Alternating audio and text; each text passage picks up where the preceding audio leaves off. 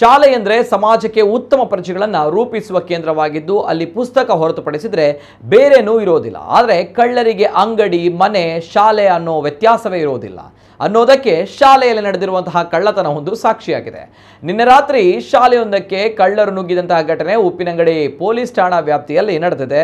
ಉಪ್ಪಿನಂಗಡಿ ಸಮೀಪದ ಇಳಂತಿಲ ಗ್ರಾಮದ ಉನ್ನತೀಕರಿಸಿದ ಹಿರಿಯ ಪ್ರಾಥಮಿಕ ಶಾಲೆಯಲ್ಲಿ ಈ ಘಟನೆ ನಡೆದಿದೆ. ಶಾಲೆಯ ಬೀಗ ಮುರಿದು ನುಗ್ಗಿದ ಕಳ್ಳರು ಒಳಗಿದ್ದ ಕಪಾಟು ಒಡೆದು ಅಲ್ಲಿ ಸಿಕ್ಕ 1500 ರೂಪಾಯಿಗಳೊಂದಿಗೆ ಪರಾರಿಯಾಗಿದ್ದಾರೆ.